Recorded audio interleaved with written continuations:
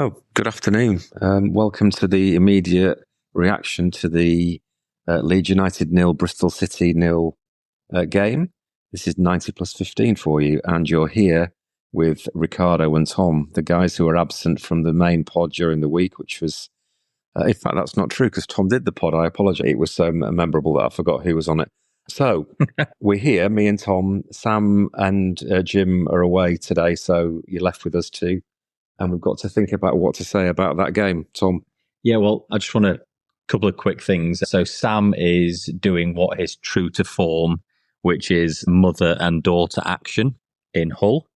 And Jim is on some sort of swingers camp in his caravan that he's dressed up for Halloween. So that's why they can't be here, unfortunately. The reason why I've gone straight to that is because that was so boring that I'm not sure we're going to be able to fill 15 minutes worth of time talking about it.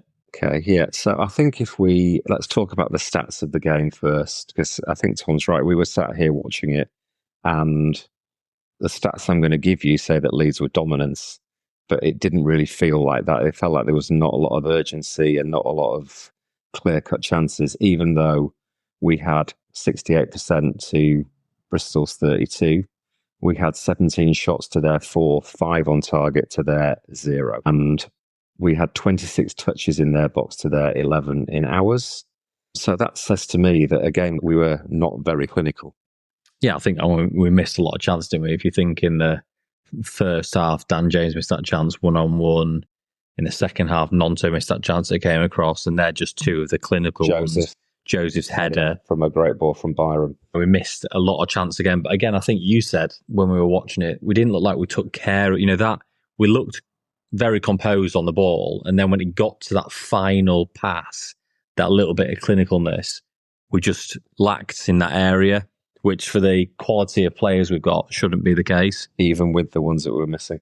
Can I just read a summary that Sam has sent through, which I'm going to come on to about Farke, which is tired, turgid, dog shit of a performance. Pirro clueless today. I just think I should maybe say, I think Sam's in a bad mood and I don't know why. I think he's pissed as well. Had chances, but same old story up top. Subs too late as per usual. Lack of intensity, lack of quality and poor execution of simple passes. Bristol City limited and happy to take the point. 2 points dropped. I kind of agree. What he said before was, this is a common trend with Daniel Farke not to risk it away from home. It's fair enough in games against good teams, but those games are there to be won, like today, and very little tactical changes yet again. Do you think he's being a bit harsh, or do you think that's fair enough? I think it's maybe slightly harsh because Farke can't go on the pitch and score the chances that we're creating, and ultimately, it's again a game where we've missed some big chances that if you play in the Premier League, a Premier League team probably would have scored 3 goals today with the chances that Leeds created. Yeah. So I think it's a little bit harsh. I get his point that it's very much, if Farke brings subs on, it's like for like swaps, other than right at the end when he gave Bamford about 3 minutes to make something happen. But ultimately, it's very much a case of, well, we'll take a winger off and put a winger on. And yeah, I guess it's a little bit conservative. But again, we can't miss the chances that we miss and expect to pick up the points. Yeah. So what we normally try and do is do first half and second half, but I'm not sure there's a lot of point because they were very, very similar. One thing to talk about, in fact, let's talk about a positive, which I think is Sam Byram. I think he played really well.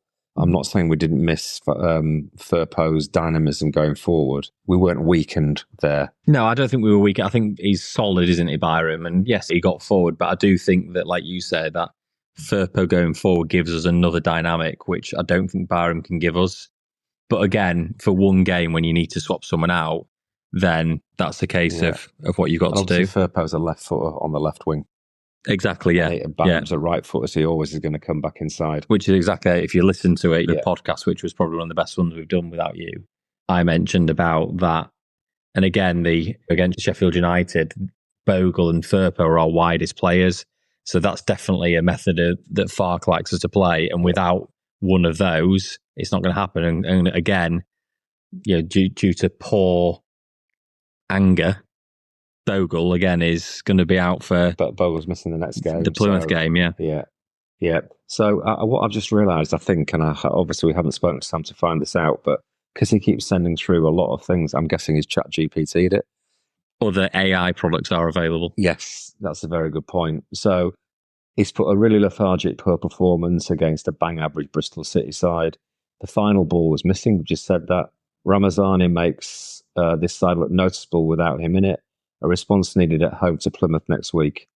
Only positives, got a clean sheet. The next one, Mellier's best performance in net. He had no shots to save, Sam, and we're still undefeated away from home. That's because JG has taken Melier out for some frog's legs, and then they're happy now, yeah. And Sam is now getting very angry. Where he is in Hull, he said some silly CUNT has just walked into the pub saying dirty Leeds.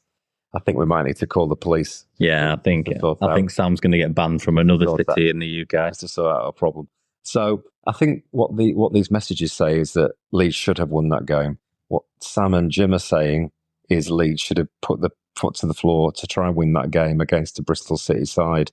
And their complaint is that Farke is playing safe to try to avoid defeat. Yeah, I think the worrying thing for me is that we obviously brought Solomon on to try and do something, and again, he was poor. I'm still not convinced with Solomon. Still not convinced. He was poor, and I mean, if you go back a few pods, I think you were singing his praises, saying that you can't believe that we signed him, and that wasn't me. It was. We'll find it. Sam, can you find that and snip that in, please? You can tell he is a quality player, and I think he's right-footed, isn't he? I don't think he's a left foot, but he's obviously playing on that left wing, and he had a lot of good touches, a lot of good round-the-corner passes, I thought, and then twisted and moved. So I thought he's really good, and he will be a really good player for us. But yeah, I think, and that's the worrying thing, we've got some talented players, haven't we? We don't seem to, when we bring the subs on, it doesn't seem to change the game. So if we just talk about chances, so that when Dan James was running through in the first half, through on goal, and I know this is why people play in the Championship, but that was a reasonably simple finish to dink over the keeper. If you remember, he scored a goal earlier in the season where he scuffed the ground first and managed to scrape it over the keeper, but he didn't get it high enough. Yeah. If he'd have got it over the keeper that was going in, you've then got, and I'm trying to one of the runs I remember, Gnonto, when it was a great ball across from James, in fairness, that he didn't really put his foot through it enough. And then you had the header, albeit it had just come on, but a header from in the 6-yard box from Joseph. Now, for me, they're 3 gilt-edged chances that we haven't put away. Yeah, and you've got some half chances. Rothwell had a half chance in the first half, a bouncing ball in the box that he put wide. But again, we're talking about chances missed, aren't we? And the 3 that you've mentioned, not even talking about the half chances that Leeds had, are gilt-edged chances that, again, better teams will take. Yeah, but that's why we're in the Championship, and that's why we've got the players we've got. We're still better than the majority of teams. I think what the boys are saying, and I kind of agree with, let's see what happens at 5 o'clock when the results come in. But it feels like we've dropped 2 points. Yeah. I think, although to caveat that, I mean, we're just watching here, Luton were winning 2-0 and then Coventry have come back and beaten 3-2. I think we know anything can happen in the Championship. And Bristol City, before today, were unbeaten in 5 games. With a very solid defence. Yeah, and drawn 4 and won 1. So solid team. I think probably the 10th in the league, aren't they? I think that feels sort of where they'll end up.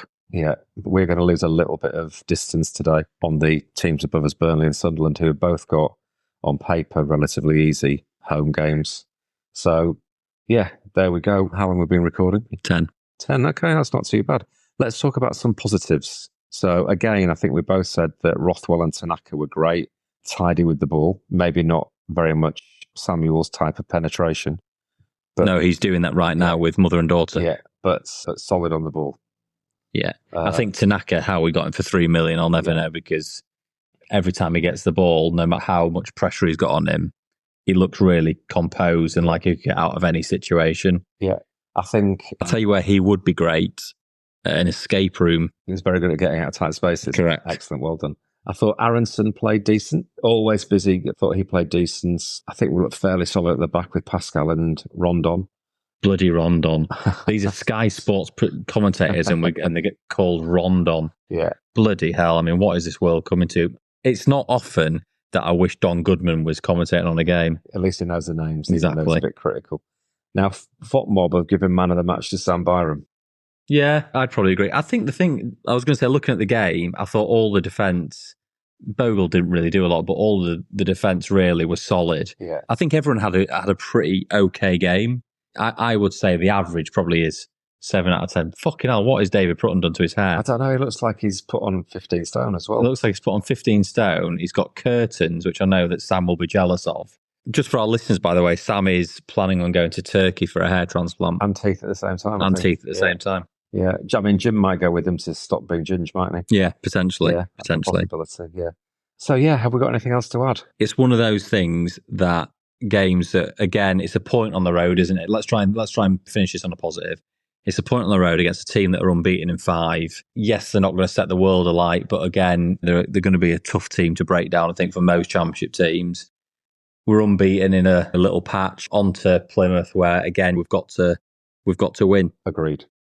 Okay, on that note then, let's leave it there and say, let's look at the positives. We're a point better off. No more injuries. We've got a full week's worth of rest now until the Plymouth game at home. You'd think that would be a 3-point banker. And we'll wish you a good weekend. It's not the most negative. We're not in a bad mood because we haven't lost. And onwards and upwards, and we'll see you next week with the main pod, which will come out next Friday. Ciao, ciao.